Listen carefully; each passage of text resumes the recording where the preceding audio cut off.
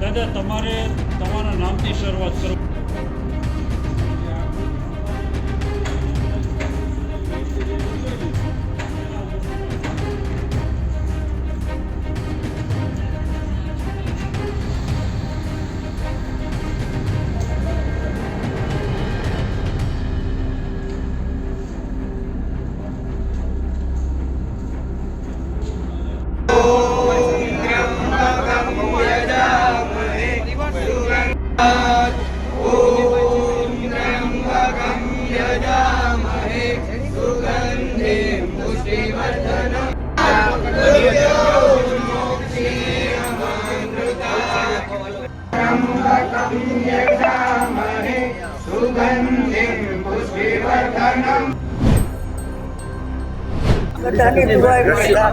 નિહાળી રહ્યા છે. ઘર પણ અહીંયા છે, એ પણ હું આપને બતાવીશ. વિજયભાઈ છે, રવિ આમ આવતો નિવાસ સ્થાન રાજકોટમાં જે અત્યારે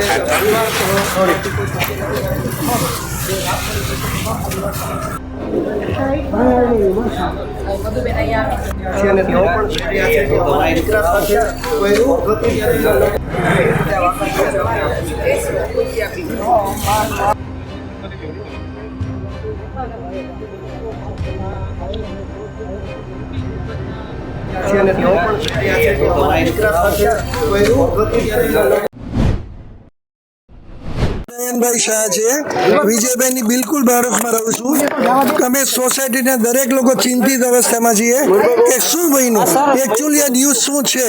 અમે તમારા મિત્રો પાસે અમે આશા રાખતા હોય કે તમને લોકોને વધુ ખબર હશે, બરાબર, કારણ કે તમે દરેક મિનિટનો હિસાબ રાખતા હો. બટ એનીવે જે પણ બન્યું હોય અને જો એ સત્ય હોય તો ખરેખર દુઃખદ વસ્તુ છે. અમે કન્ફર્મ જે પણ ન્યૂઝ આવે ત્યાં સુધીની રાહ જોઈ છે. સો લેટ અસ વેઇટ અને think for a good thing. Anjaliben અને પરિવાર ક્યાં છે? અંજલિબેન અત્યારે ઓલરેડી ત્યાં લંડનમાં ગયેલા છે સિન્સ 1 મંથથી, અને લગભગ એ ટેન્ટેટિવલી 20-22 તારીખે પાછા આવવાના હતા. તો લાઇકલી ટુ બી સાહેબ એને તેડવા માટે જ ગયા હોય કે 5-10 દિવસ ભેગા રહીને પછી ભેગા પાછા આવી જાય. તમારા કોઈ પરિવારના સભ્યો સાથે વાત થઈ છે? ના, કોઈ સાથે કોઈ ફોન ઉપાડતું નથી.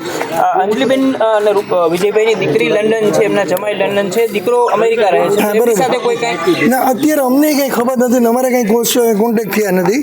પણ જે એના રાજુભાઈ છે ભદ્રીજા અમદાવાદ અને અમીભાઈ, એની સાથે મેં કોન્ટેક્ટ કરી છે પણ ફોન ઉપાડતા નથી. તમારું નામ કાકા બોલો? ડૉક્ટર નયનભાઈ શાહ.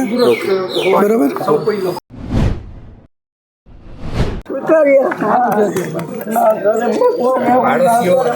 નાનામાં નાની વ્યક્તિથી માંડી કોઈ પણ સોસાયટી માટે લાગણી બેનને બોલેલો બેન. વિજયભાઈ તમારી સોસાયટીના સભ્ય છે, પૂર્વ સીએમ પ્રમુખ છે. આ જે ઘટના બની એમાં તેઓ પણ હાજર જે પ્લેનમાં હતા એવી વાત સામે આવી રહી છે, શું કહેશો? અમને તો એવું માનવામાં જ નથી આવતું આ પ્લેનમાં હોય. ભગવાન કરે કે અહીંયા પ્લેનમાં ઘણા બચી ગયા હોય, વાયદા હોય, ભલે પકડારી પકડે. બધાયના ગુમ છે. સારા નરસા બધા પ્રસંગોમાં બધાની સાથે હાજરી પુરાવે એટલા લાગણીશીલ છે. મારા મિસ્ટર પ્રિન્સિપલ હતા કુંડલિયા કોલેજના, 21 વર્ષ પહેલા ગુજરી ગયા. માનીએ જ નહીં, અમે બેન માનીએ જ નહીં.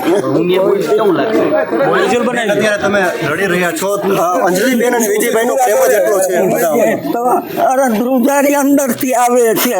ઘરના મેમ્બરો પોતાનો દીકરો હોય એ રીતે રહે છે. એટલે છે ને આવું ન માનવામાં આવે. તમે બધા પ્રાર્થના કરો મારા દીકરાને કાંઈ ન થાય. હાલ જે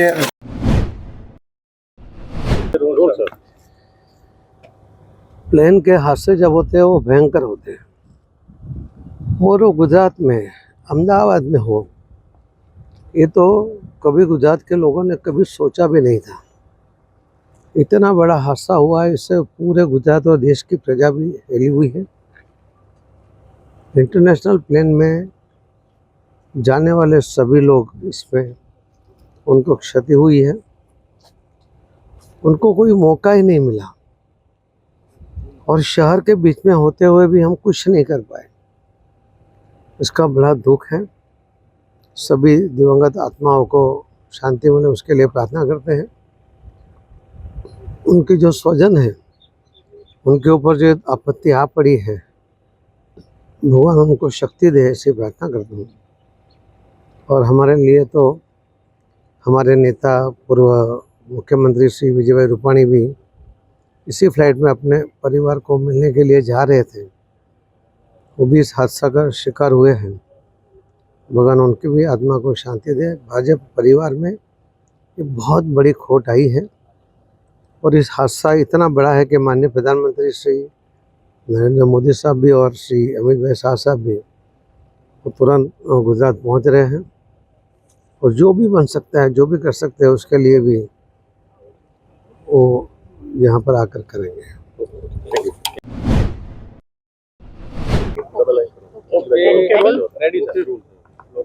ખૂબ જ દુઃખદ બનાવ બન્યો છે અને એ પણ ગુજરાતના આંગણે અમદાવાદમાં, જે ક્યારે આપણે કલ્પના નહોતા કરતા, ક્યારે આપણે ધાર્યું પણ નહોતું। એમાં ઇન્ટરનેશનલ ફ્લાઇટમાં આટલા બધા પેસેન્જરો એમની સાથે આ બનાવ બન્યો છે અને સાથે સાથે પ્લેન ક્રેશને કારણે જે હોસ્ટેલના ડૉક્ટર્સ સ્ટુડન્ટ્સ જે હતા એમને પણ જે હાનિ પહોંચી છે, આ ગુજરાત ક્યારેય ભૂલી નહીં શકે। સૌ જે લોકો આ પ્લેનના ક્રેશમાં દિવંગત થયા છે એમના ફેમિલીને ભગવાન શક્તિ આપે, સાથે સાથે દિવંગત આત્માઓને પણ શાંતિ આપે એવી જ આજે તો પ્રાર્થના આપણે કરી શકીએ છીએ। માનનીય પ્રધાનમંત્રી શ્રી મોદી સાહેબ જાતે તરત જ ખબર પડતા જ એ પણ ગુજરાત આવ્યા છે અને શ્રી અમિતભાઈ શાહ સાહેબ પણ આવ્યા છે। આની ગંભીરતા સ્વાભાવિકપણે ખૂબ જ મોટી હોય, પણ આપણા આંગણે બનવાને કારણે આપણે એનાથી ખૂબ જ વ્યથિત છીએ અને આમાં આપણે હતપ્રભ છીએ, કશું કરી શકતા નથી, પણ બધું જ કરવા માટેની આપણી તૈયારી છે। અને ભાજપ પરિવાર માટે તો ખૂબ મોટો આંચકો છે કે આપણા પૂર્વ મુખ્યમંત્રી શ્રી વિજયભાઈ રૂપાણી એ પણ આ જ પ્લેનમાં લંડન જઈ રહ્યા હતા, એ પણ આમાં એમને ક્ષતિ થઈ છે।